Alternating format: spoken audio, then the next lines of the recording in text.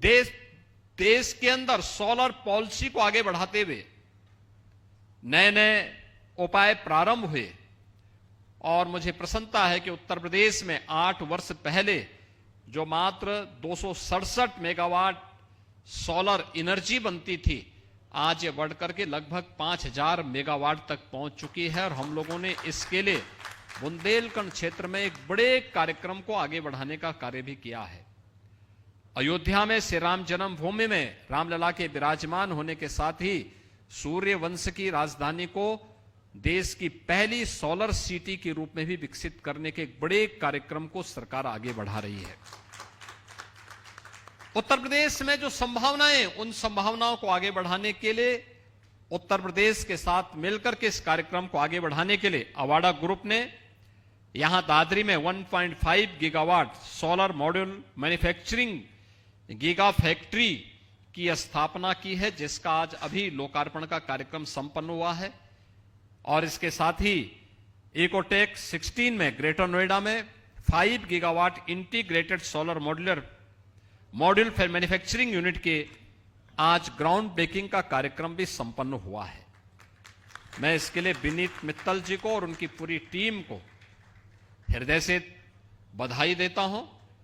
मुझे पूरा विश्वास है कि प्रधानमंत्री मोदी जी का जो विजन है, उस विजन के अनुरूप हम अब सोलर पैनल भी यहां बना पाएंगे।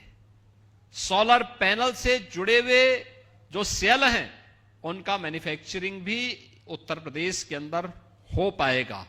और यह कार्य अभी मैंने फुल्ली ऑटोमेटेड इस 1.5 गीगावाट से जुड़ी हुई इस फैक्ट्री में हम लोगों ने देखा है कि कैसे सारा कार्य ऑटोमेटिक तरीके से सब संपन्न हो रहा है। और इसमें भी स्थानीय लोगों को रोजगार के ढेर सारे अवसर उपलब्ध हुए हैं। उत्तर प्रदेश की सोलर पॉलिसी है और उस पॉलिसी के अंतर्गत हम लोग इस प्रकार के कार्यक्रमों के लिए अपना इंसेंटिव भी वितरित कर रहे हैं। मुझे पूरा विश्वास है अवाडा ग्रुप का एक कार्यक्रम आगे बढ़ेगा और प्रधानमंत्री मोदी जी के विजन के अनुरूप 2070 के पहले ही क्लीन एंड ग्रीन एनर्जी के लक्ष्य को प्राप्त करने की दिशा में हम एक बड़ा कदम आगे बढ़ा पाएंगे। आज मुझे बहुत प्रसन्नता की अनुभूति हो रही है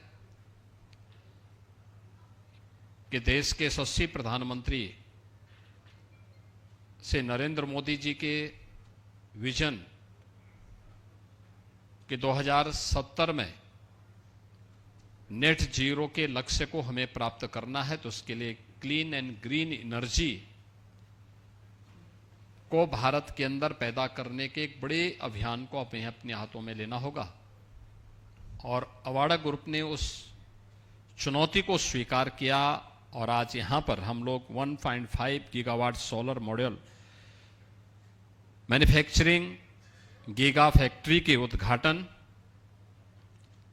इकोटेक 16 ग्रेटर नोएडा में 5 gigawatt integrated solar module manufacturing unit के शिलान्यास कार्यक्रम में यहां पर उपस्थित हैं।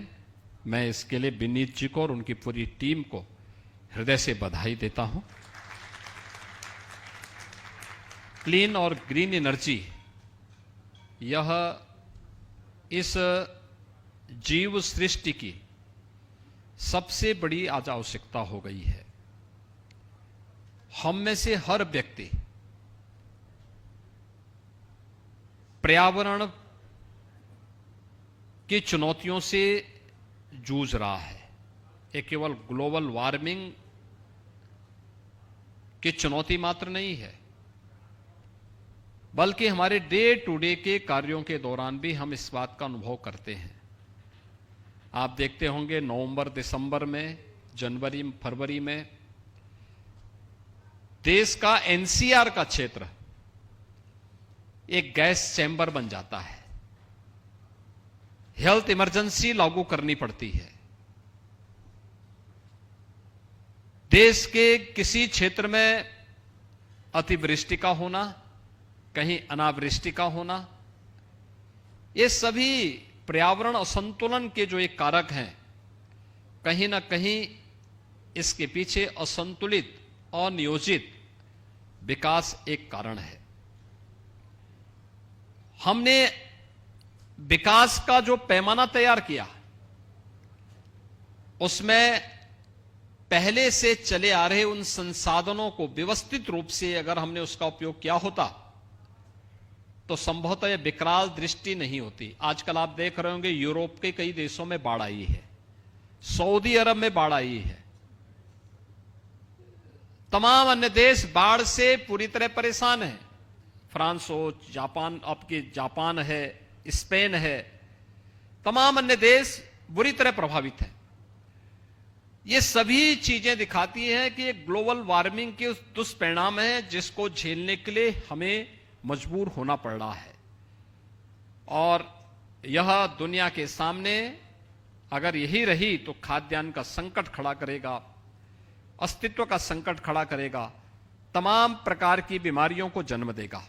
और इसी को इंटरनेशनल सोलर अलायंस के माध्यम से आदरणीय प्रधानमंत्री जी ने देश के सामने एक लक्ष्य रखा कि 2070 तक हमें भारत को जीरो नेट के लक्ष्य को, कार्बन उत्सर्जन जीरो तक पहुंचाने के एक बड़े लक्ष्य को प्राप्त करना है। और इसकी शुरुआत अलग अलग फेजेस में हो रही है। इसमें उत्तर प्रदेश के अंदर 22,000 मेगावाट की सोलर एनर्जी के उत्पादन के बड़े लक्ष्य को हम लोगों ने अपने सामने रखा है।